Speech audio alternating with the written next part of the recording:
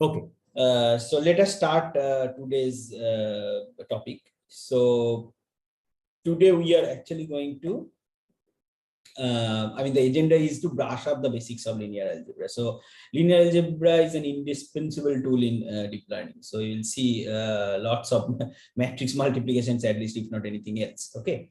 So, but yeah, linear algebra is by itself probably not even 1 semester, 2 semester course. If you want to go into the intricate details, but we have to do it in an hour, so it will be very much rushed. Okay, so tomorrow we will start optimization and different optimization techniques. Again, that will be a little brush up, but yeah, at least it will be a little more elaborate than the linear algebra lecture, and the ones that we will be mostly using to optimize the loss functions in the convex. Okay, so the agenda is to brush up basics of linear algebra.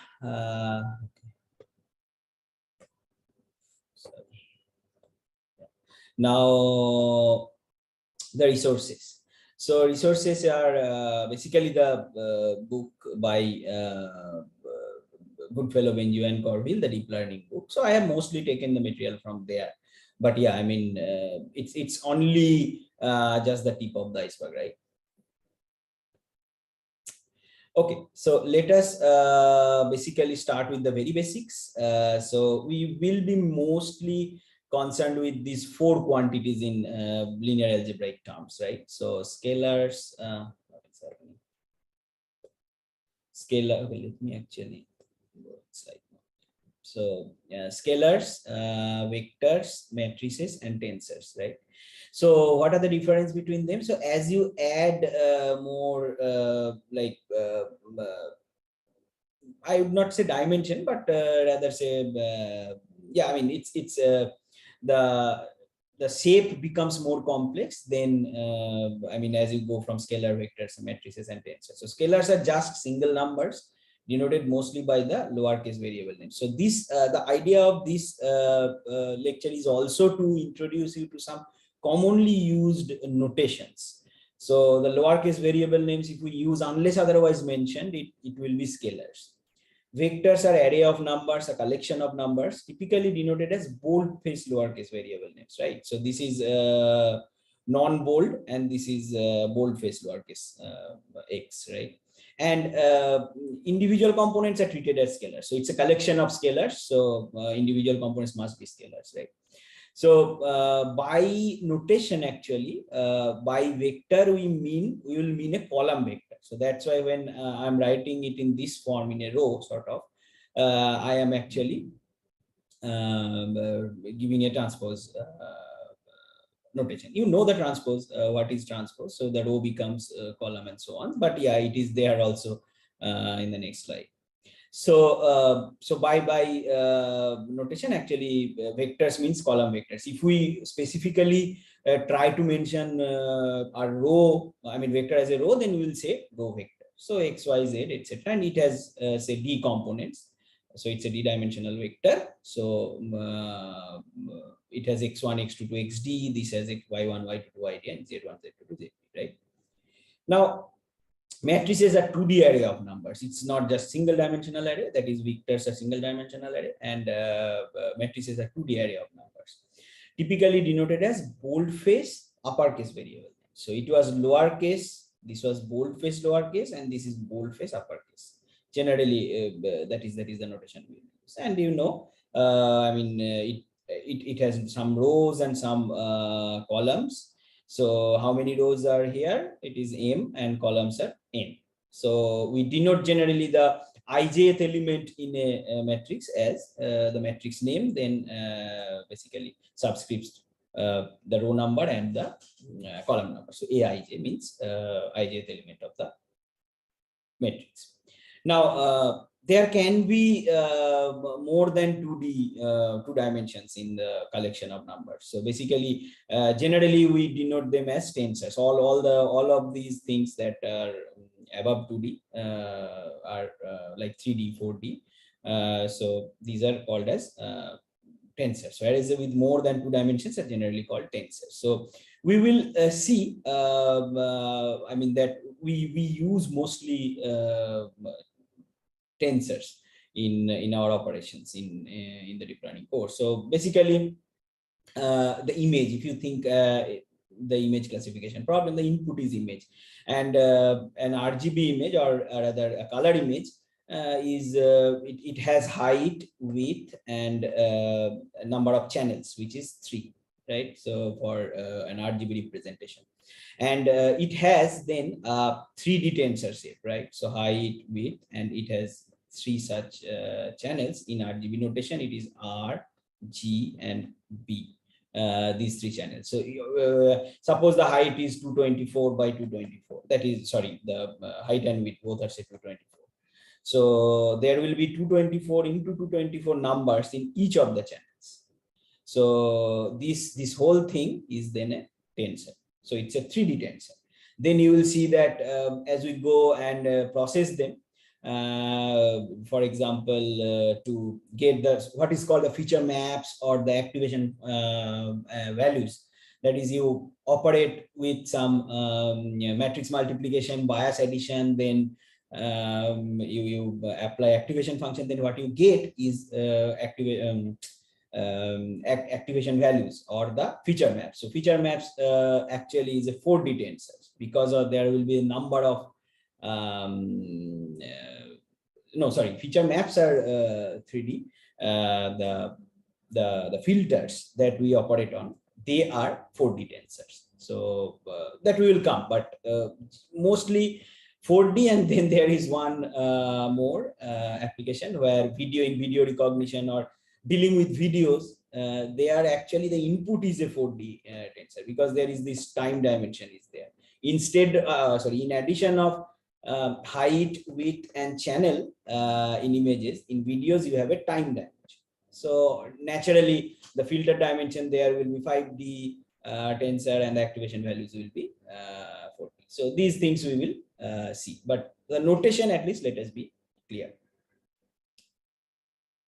Okay, now let us go to some of the matrix operations. Some are very trivial, some may be very specific to the applications we will be dealing with.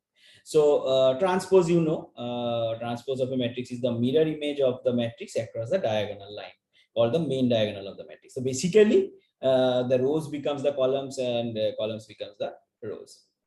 Addition. So you think about it, I will not tell what will be the solution, but if it is a 3D matrix, what are rows and columns? What will be a transpose thing? So I mean, I'm giving a hint. Just look at say NumPy transpose operations. It will tell you, right? Okay.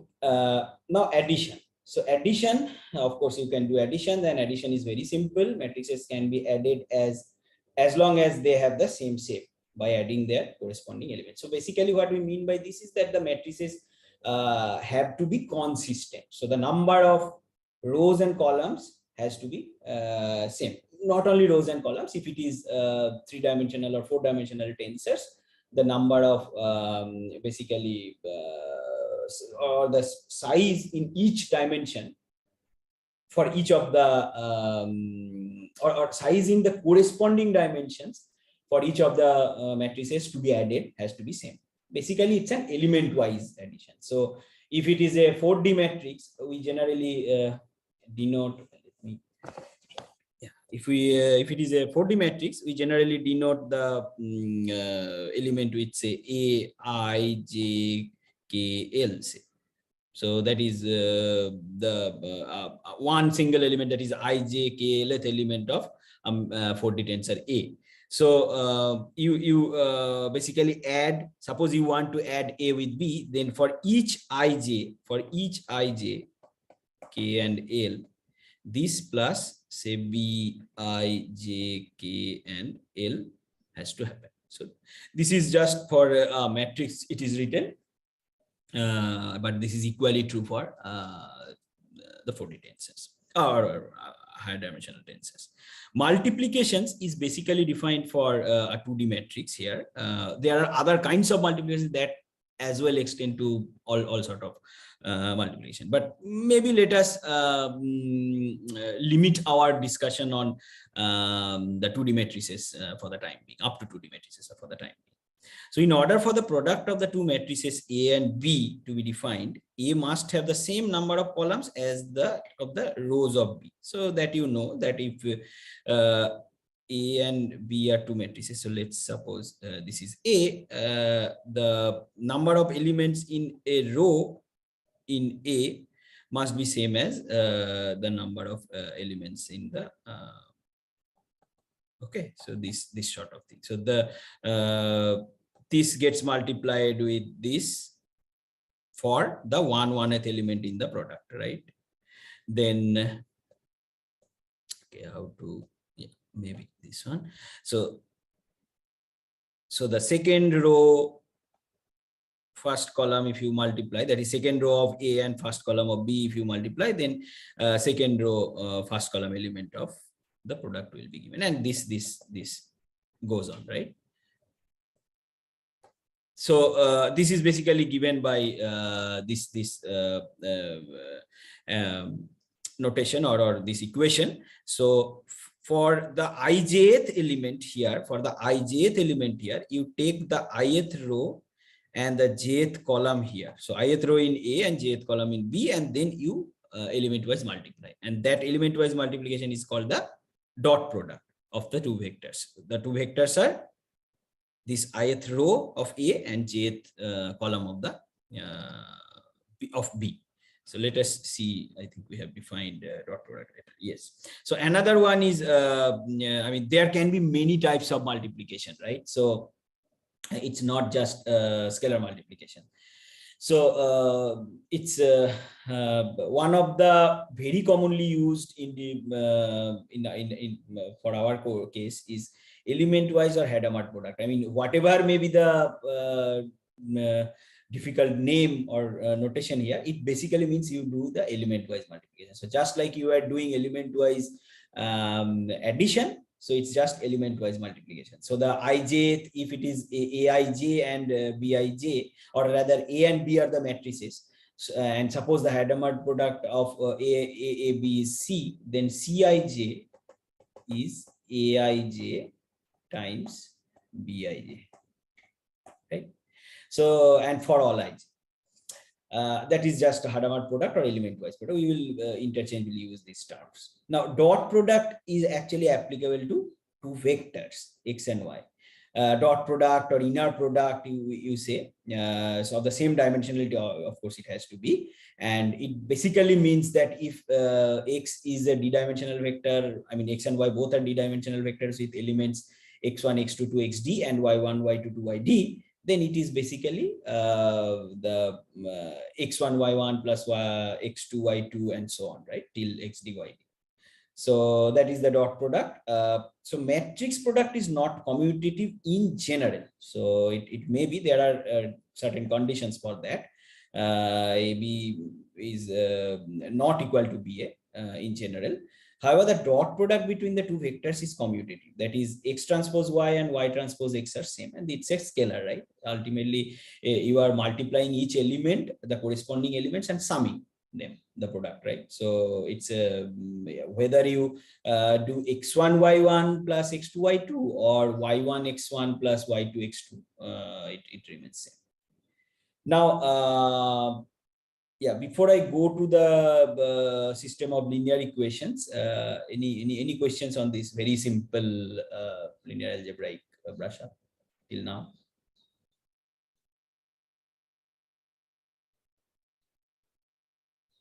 Okay, if not, then yeah, let us go ahead with the system of linear equations. So we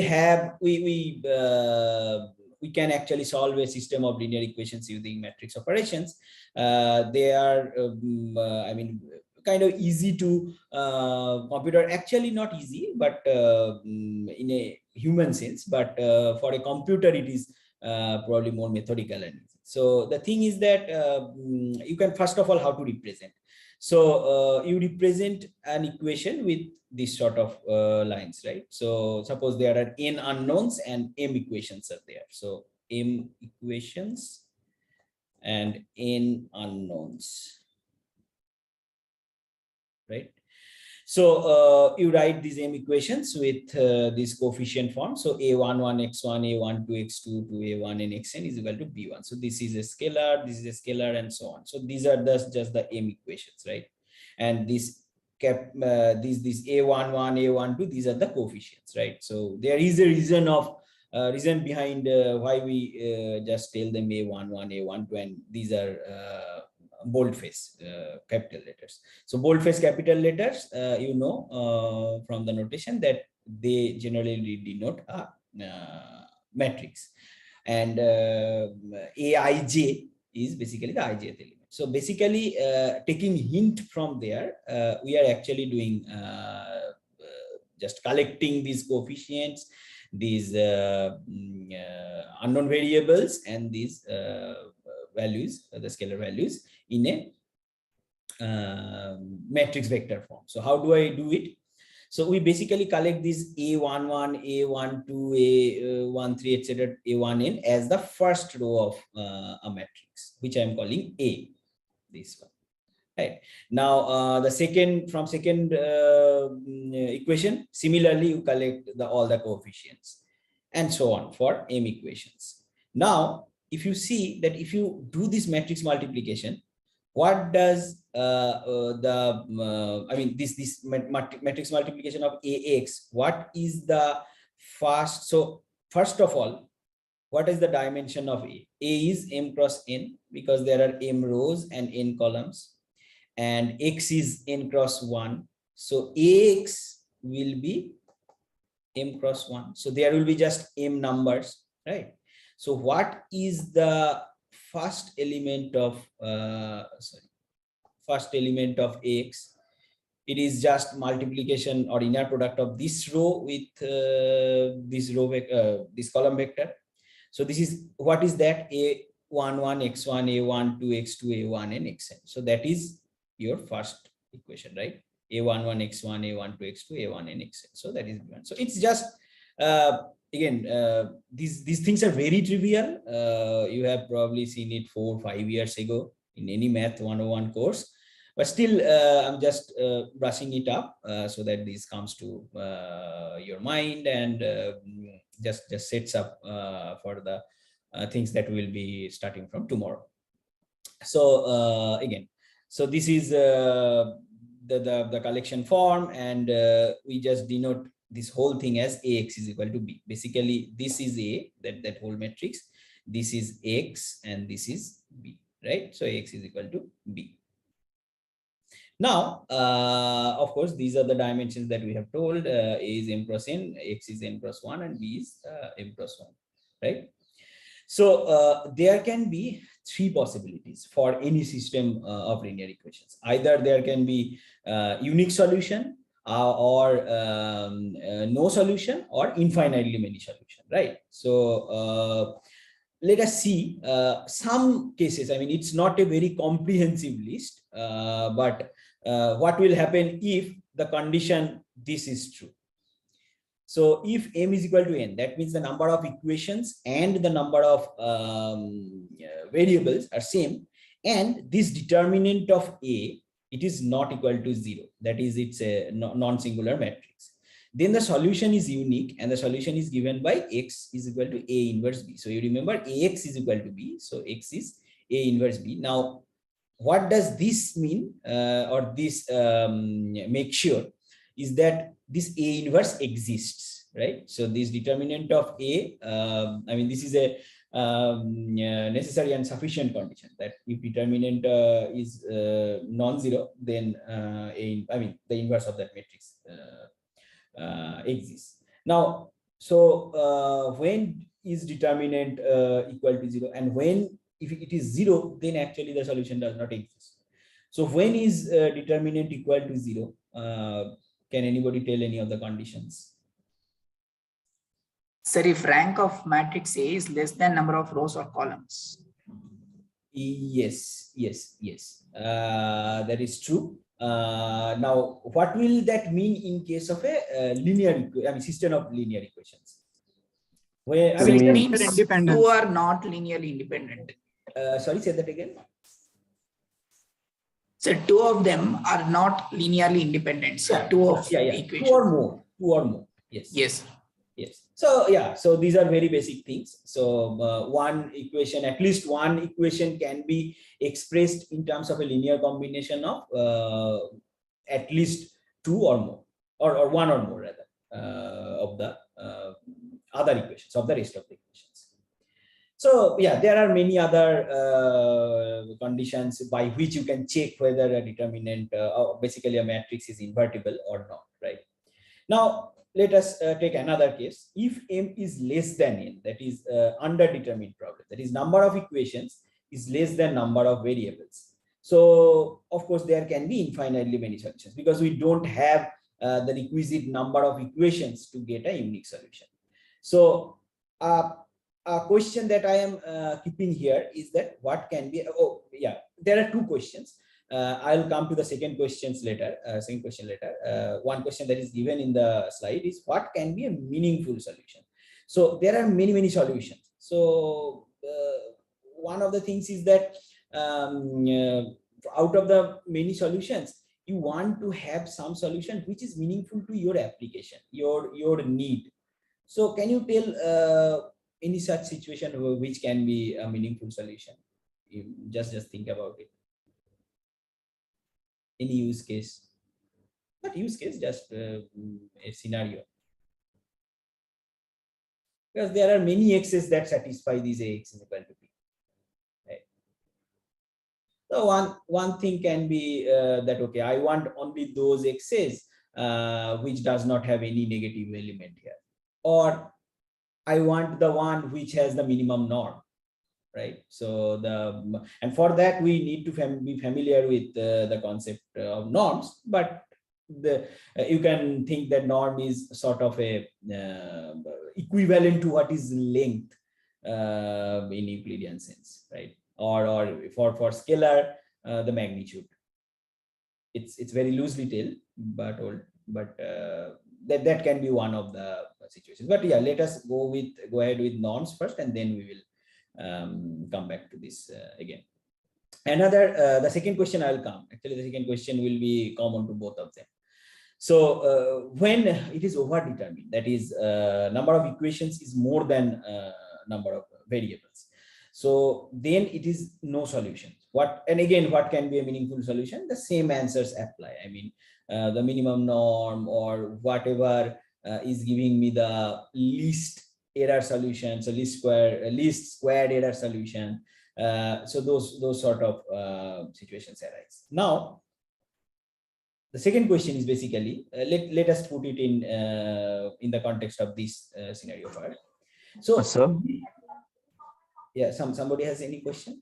So we are saying no solution, and then what is the meaning of meaningful solution? Like, Yes, is it no solution? Yeah, that's a very good question. I forgot to mention that. So no solution and then meaningful solution basically means that you need to add some constraints there.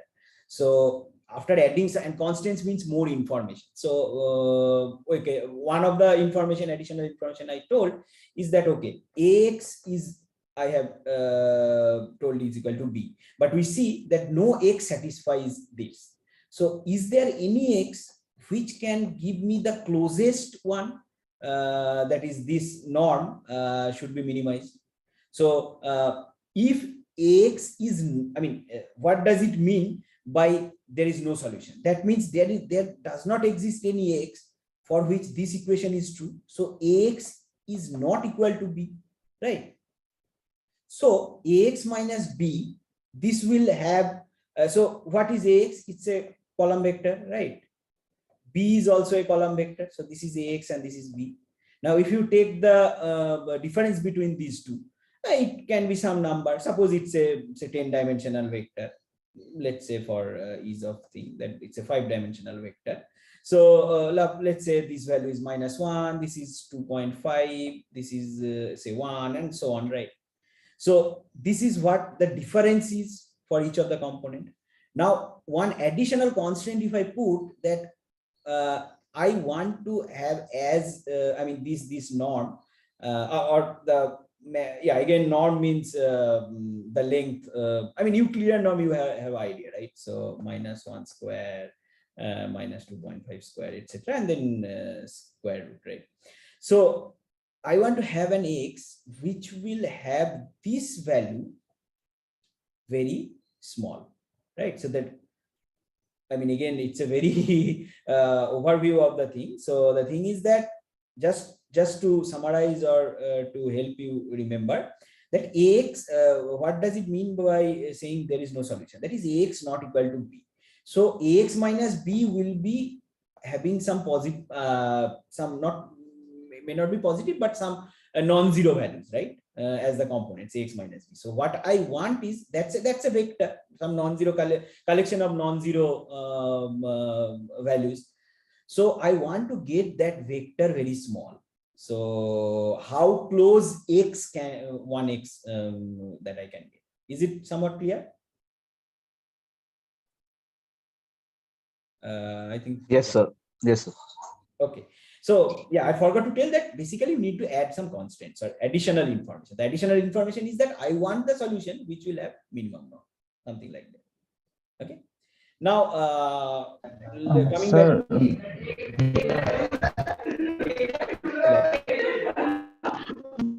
Deepak? yeah, sir, in case of no solution, it means Sorry, say that again. Your voice is dropping. yes, sir. In case of no solution, it means You are muted. in case of no solution, it means the planes are parallel. No, that's not always the case. I mean, at least not in here. That question will come. That question will come. Okay. That is the first one. Of course, it can have in other scenarios, but when this determinant of a is 0, that is the solution, no solution exists, then what did we see? That the linear one of the equations, or at least one of the equations, is linearly dependent on the other rest of the equations. So that means basically yeah, one of the very specific case is that one of the equations is just a multiple of one another equation. So in that case, those two are parallel, right? So plane or hyperplane, whatever, or straight line, whatever you may think, right? So that is another case, right? Okay, so let us come back to the question I was going to ask. So Yes. m less than n underdetermined problem. So infinitely many solutions. So is there any scenario when m less than n, but you can get a solution, one solution, unique solution? What is the condition there? I mean, you don't need to think very complex way like rank, etc. Intuitively, you have 10 equations, not say 10 equations, say okay, say okay, let's revisit this question. Suppose yeah.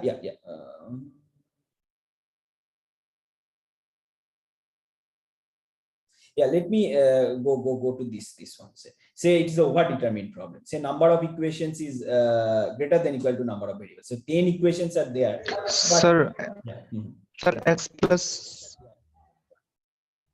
plus y equal to 0. No, I'm not asking you for the example. That's just one equation, right?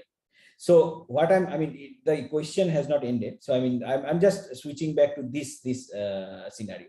So when it is an overdetermined problem, so number of equations is greater than number of variables. Suppose you have 10 equations, but you have 2 variables. So when will it have a unique solution? I mean, just one case, if you tell. Sir, you can just select any n of the m equations, sir, like any 2 of the 10 equations. Yeah, that is one case. But suppose the 10 equations I'm giving, and I'm saying that it has a unique solution. What will be the condition? So what happens? So if Sir, only the the two, equations are linearly dependent. Yes. So So when there are basically linearly dependent equations. yeah. So if there are like 2 variables, then only 2 of them are linearly independent. Others are linearly dependent. In that case, there will be a unique solution. So there are basically conditions. I'm not going into the detail, like the augmented matrix and so on. You have seen probably the Rowe-Chelian form, and then what are the conditions like of the rank of A, B, that is the augmented matrix, and the rank of A. These relations are there, right? So I'll just tell you to, I mean, I think it is probably not there in this book so much in detail, but you definitely will be getting it in any standard linear algebra book, right? Okay, any questions on this part? Let me just check. Yeah, so linear equation, I mean, the brief treatise on linear system of linear equations ends here. Any questions?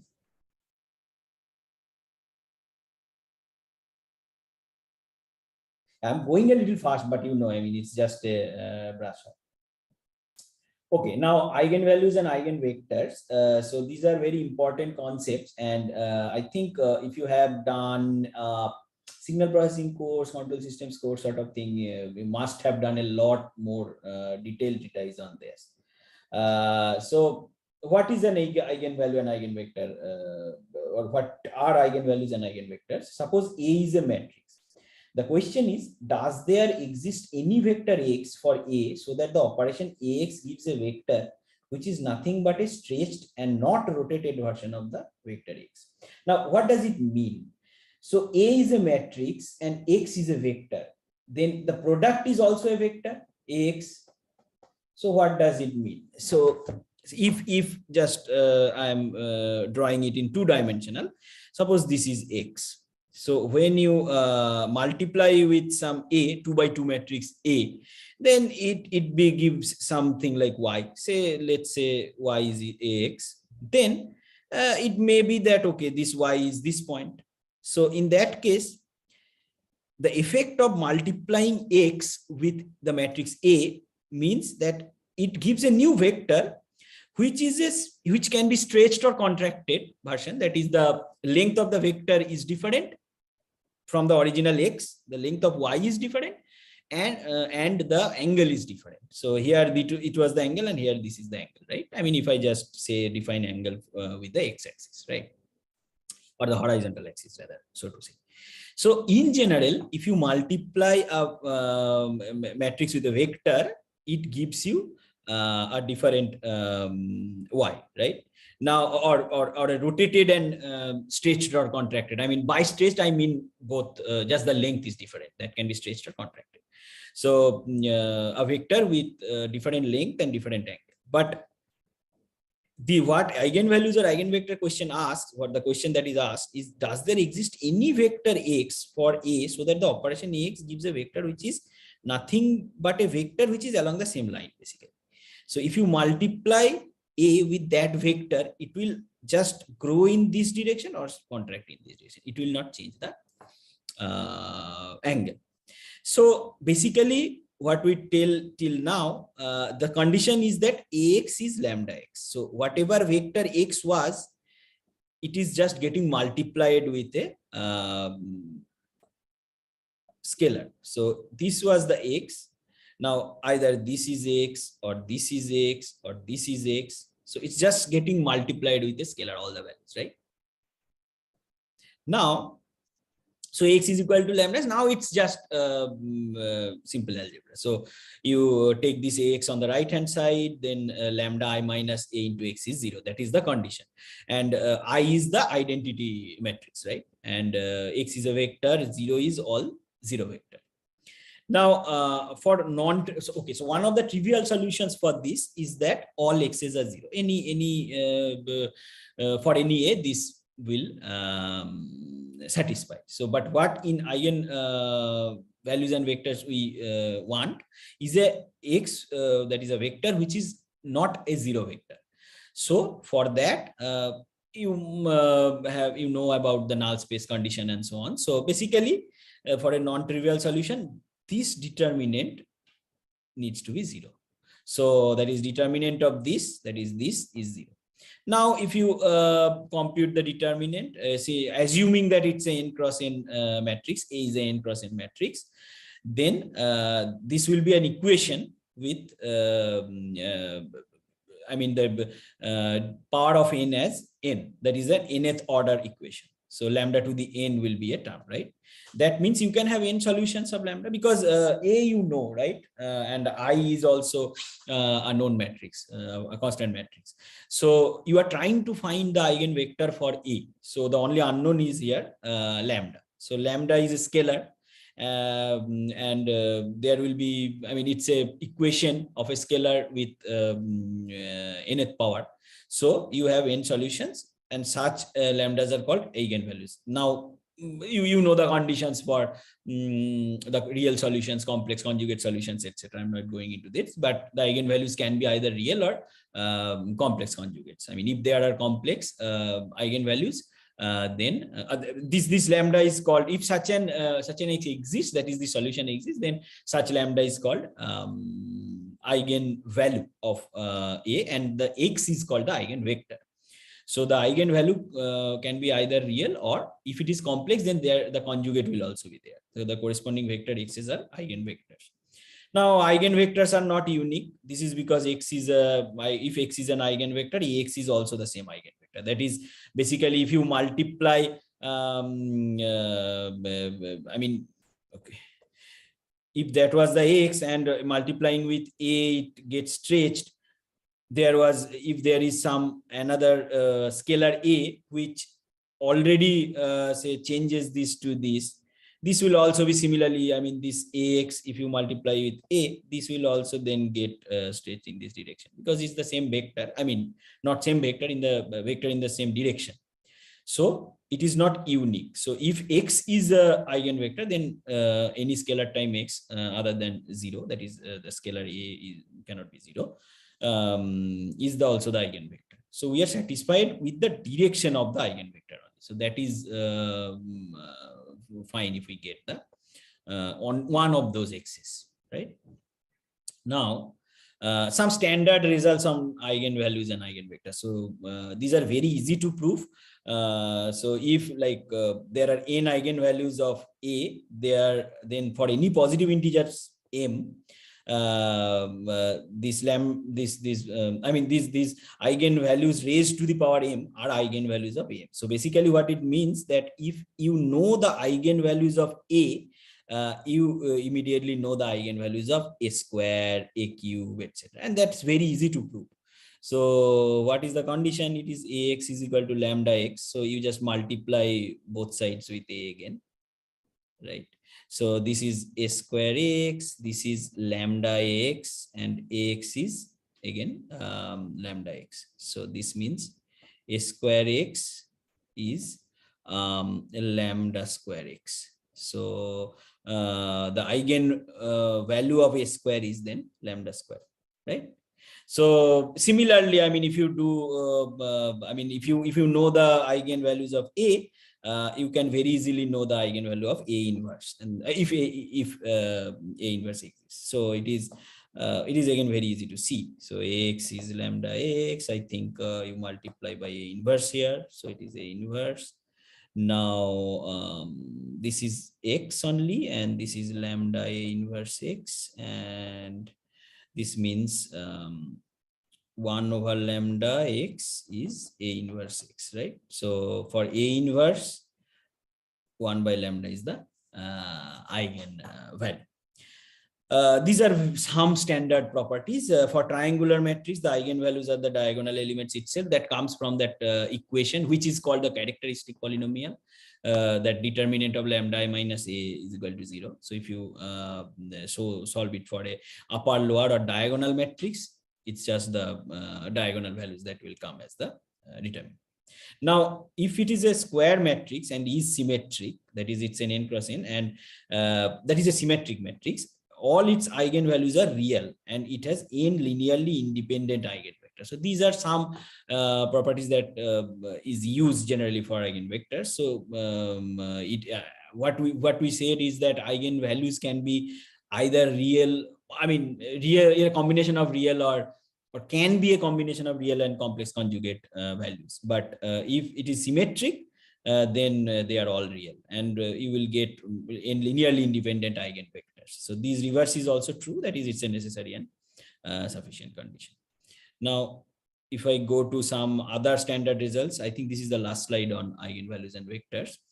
So yeah, for that we need to have a concept of what is positive definite or positive semi-definite and negative definite or negative semi-definite.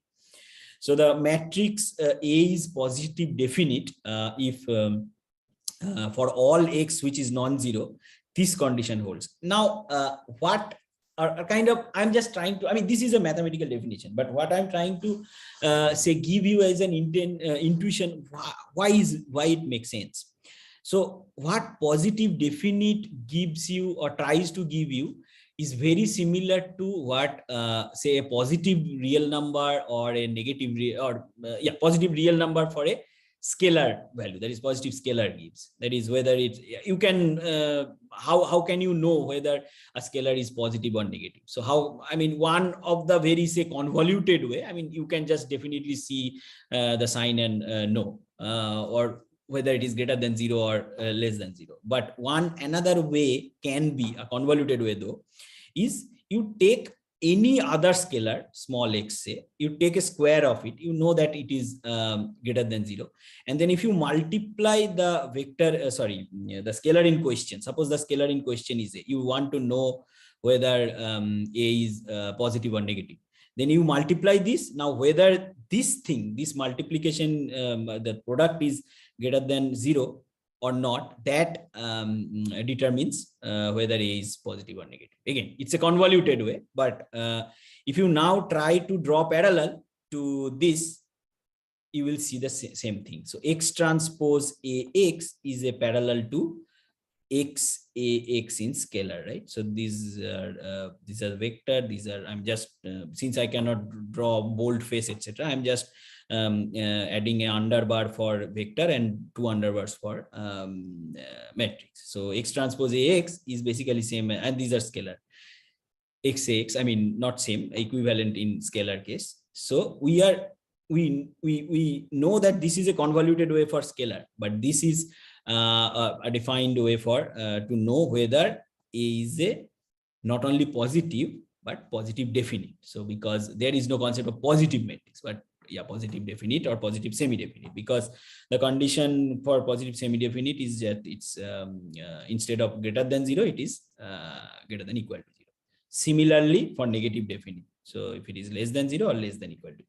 Now, if you have A as positive definite, then all the lambda i's are greater than 0. So what did you see last slide? If it is symmetric, then all eigenvalues are real. Now, in addition, if it is the A is a positive definite matrix, in addition to being real, you know that they are real positive, the eigen values. Similarly, for positive semi-definite, there can be some eigenvalues which are equal to 0, but definitely non-negative. Similarly for negative definite and negative semi-definite. I think, yeah. So any questions on this eigenvalue, eigenvector part? Yes, sir. In slide number 10, sir. And yeah. Sir, in the last point, there is written n real orthogonal eigenvectors. Yes, yes. What is orthogonal? No, sir. Sir means it should be orthogonal, or they should be like independent. Like they should be independent. That's the point. Yes, yes, they are orthogonal actually. Orthogonal. Do you know what is orthogonal? I mean, I'm coming to what is orthogonal, the definition of orthogonal. No, sir, I'm not confused with the definition, but I'm saying that they should be orthogonal or they should be linearly independent. For a symmetric matrix, yeah, orthogonal means linearly independent. Yes, sir, but linearly independent doesn't imply the same, sir. So yeah. That so was... I have not told that. That's why I have not told linearly independent. Did I? But sir, in the above definition, it is written n linearly independent eigenvectors. So I was confused regarding this. The reverse is also, okay. So I have to check, but orthogonal is definitely linearly independent. Yes, sir. But yeah, linearly independent, I have to check that. Yeah, I'll check. That's a good catch. Okay, sir. Yeah. Okay, any other questions? Sir, here X transpose AX is also a matrix, right? No. Because X is a vector.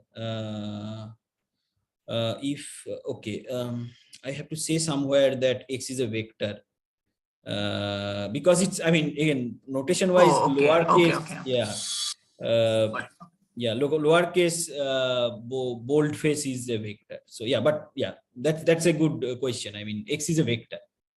So it's a row vector transpose, then matrix, and then column vector, right? So it's a scalar. So this is actually, yeah, again, I mean, this should be only non-bold. This 0 is also non-bold. So yeah, I'll change these things. Right? Since it is a scalar.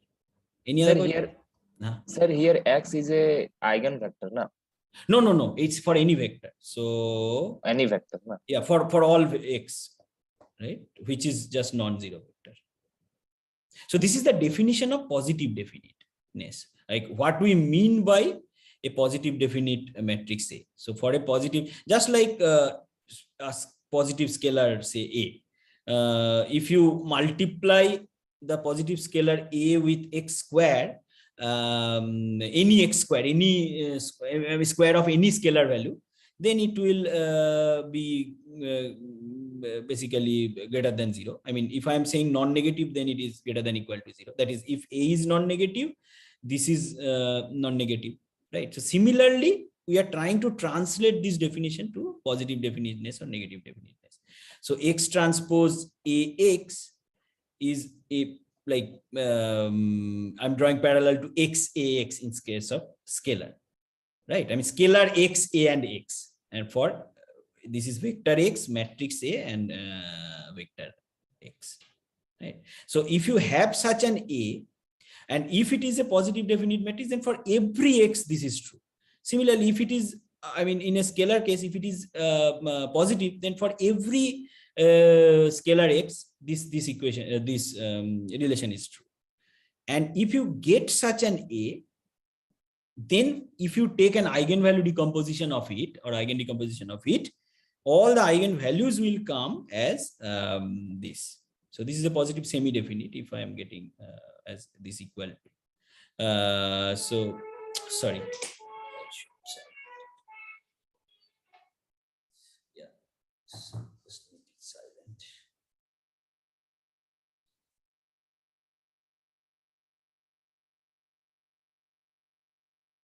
Okay, so yeah, so yeah, so if I get another, I mean, one such A, the eigenvalues are not in that whole range. I would say that is, it is not complex conjugate for sure. It is real, and also it is positive. All the eigenvalues are positive. Any other questions? Okay, if not, then let us quickly go to the vector norms. So at least let us try to see how far can we go here. I think there are 5 slides, but let me see. So vector norm, yeah, I'll go pretty fast here. So vector norms is a real valued function. Its outputs is always real number with the following properties. So of course, norm basically means gives the idea of or sense of length of a vector. So how long it is, right? So in different norms have different ideas of lengths, right? Or distance, you can try to find the distance between 2 points. So you need to take the difference between those 2 vectors representing those 2 points and find the norm of it. So norm is a function which is non-zero and which is or rather positive, which is only 0 if the vector X itself is 0. Only then it is the norm is 0. Then if you multiply a scalar with that vector, the norm of that multiplied vector is magnitude of the scalar times the norm of that original vector. So this is one. And then triangle inequality. So this you also know, I mean, the norm of X plus Y is less than equal to norm X plus norm Y. Now there are definitions of P norm. So the most, I mean, this is the way you compute the norm. So you take the absolute value of each of the component of X raised to the power P, and then sum, and then, sorry, take the pth root, right? So one of the popular is I think two norm, which is Euclidean norm. One norm, which is just sum of the absolute values, because P is 1. So just sum of the absolute values. There are two special ones. One is this L0 norm, number of non-zero elements in X, and L infinity. If you, I mean, there are complicated proofs how the properties are satisfied, though one of the properties for X0 is not satisfied. And that's why some people hesitated to call it a norm. It's sometimes called a pseudo norm, and that is this property, right? So if it is number of non-zero elements in X, I mean, it is not always satisfied, or rather never satisfied. Okay, yeah. So at least if it has a suppose say 10 dimensional vector which has say 2 non-zero element. Now, if you multiply by 5, the norm does not increase, because that by definition is the number of non-zero elements in X. But yeah, for this infinity norm, etc., there are complicated ways to prove that this gets satisfied. Now, matrix norm. So again, I mean, norm, as I said, for a vector gives the sense of the length of the vector, or it is used for the finding the distance between 2 points. For matrix also, you have idea of norms, which is just basically gives you the sort of the magnitude of the matrix. So you can think matrix norm as multiplying capacity of the matrix. Why? Because you are taking first ax is a vector, it is multiplying x, and then you are taking the norm. So when you are say taking any x, what is its length, and when you are multiplying it with x, you are getting another vector, what is that length, and then you are dividing them, and you're taking you are taking the max value for that, right? So in a sense, you can think that it's the multiplying capacity of the matrix. So after you multiply, how much does the length increase? Again, it's a very loosely spoken term. All the other properties of vector norm is satisfied for matrix norm also. Additional is this the product inequality. Actually, this is the additional one. So this also, I mean, yeah, again, I'm not going into any of the proofs. That is not required also, the proofs here for our course. Quickly, I will go to yeah, these 3 slides are there. So orthogonality, again, quickly, wait. So two vectors u and v are orthogonal if u transpose v is 0. We write u orthogonal to v. In general, we have basically this the triangle inequality. So I mean, orthogonal basically means that inner product is 0, right? So for orthogonal vectors, this is also true. This is just like the Pythagorean theorem, and it is also called the Pythagorean theorem here also, right? So yeah, again, I'm going very fast, but yeah, we are almost time. Yeah, now coming to that orthogonal matrix, right? So we told about that orthogonal matrix. So a matrix A is orthogonal when it has orthogonal columns. So if the A has say n columns, I'm just denoting each column by this weird notation. Then first thing needed is that the columns are orthogonal. That means this inner producted with this, or this inner producted with this, they will be all 0, because that is the definition of orthogonal vectors. So for not I equal to j, but of course, if you multiply or take inner product of the same column with itself, if it is 1, then it is also called orthonormal. So it's not just orthogonal. It can be 1 or it can be anything, right? But if it is 1, it is called orthonormal. These are the properties. Orthogonal matrix basically the inverse is equal to the transpose. So if you know that it's an orthogonal matrix, you don't need to do all these complicated computations for finding the inverse. And this is length preserving. This is another property. So if you multiply any vector with an orthogonal matrix, the length, that is the norm, remains same, right? So that is basically the idea. Let me go to the last slide.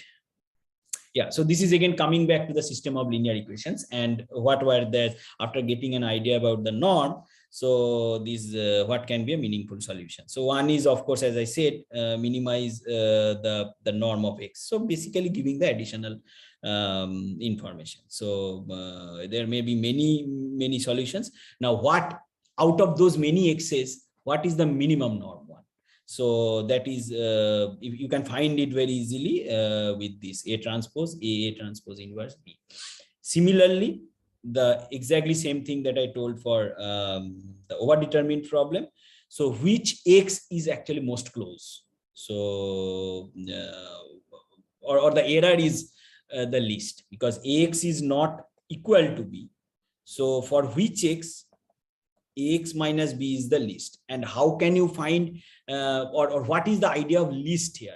Ax minus b, or not least, I mean, how do you measure what is ax minus b? Because ax minus b is a vector, it's a collection of numbers, and that's why this idea of norm comes, that if it is a collection of numbers, I can have an idea of its length, its magnitude of the vector. I'm not telling the magnitude of each of the elements, the magnitude of the length or the vector, magnitude of the vector or length, same. So this is the norm. So that's why we told about norm, and then we are coming back that what is the closest one. So which has the least error.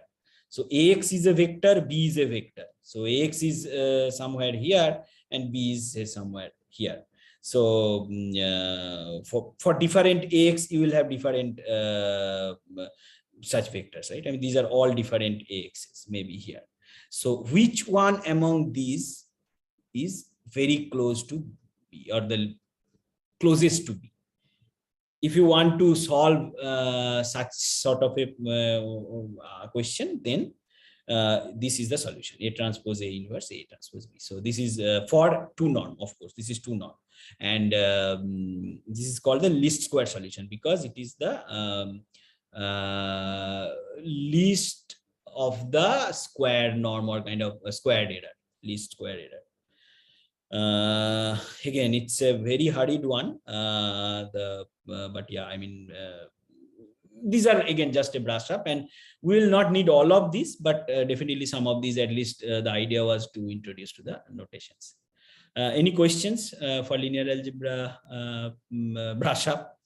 Yes, sir. So for m greater than n, it was that we are reducing the squared error for m greater than n. For But sir, n greater than n, yes, we are, and but sir, what is the intuition for m less than n, sir? I'm not getting the intuition, sir. For m greater than, it is clear that we are reducing this squared error. Yes. So suppose you just tell that, okay, there are infinitely many solutions. Okay, so so similar thing basically. So infinitely many solutions means okay, let me say, draw the solution space. Infinitely many solutions means, say, any solutions in here, so any x in here. Okay, so what I want to know is maybe that I require something where I want the x which has the least norm, or maybe that the constraint is that this is one use case, that okay, I want to have a solution which is inside this band. That is, if I'm saying that this is x1 and this is x2, so x1, whatever is the solution, whatever are the infinite number of x's that is inside this circle or this area, there are some x's here. Out of them, say what is the least norm. So this depends on your application. The intuition, Sir, so sir, can it be said that it is a prior information set up by the user? Yes. That's what is meant by depends on your need, depends on your application. Okay. Right? So sir, the mod you imposed is defined. So I can write it like a single norm, norm1, norm p. It depends on me. Like in this case, okay. Yeah, that's why I'm saying the meaningful. I mean, it's meaningful to you or the user. Right? I mean, of course, it does not have, or it has lots of solutions. But which one is, say, meaningful to you? For just depending on the application. Right? Yes, sir. Okay. Any other questions from anybody? No? Okay, so we'll start with optimization and mainly the error analysis, etc. But mostly the I would say the deep learning or say neural network loss functions, how to minimize, what are the different minimization techniques that we use, that we will be telling in a little more detail, not too detailed, because again, optimization is itself a 2-semester course. Okay. Okay, thanks. I'll upload the video and the slide for tomorrow. Thanks again. Thank you, sir.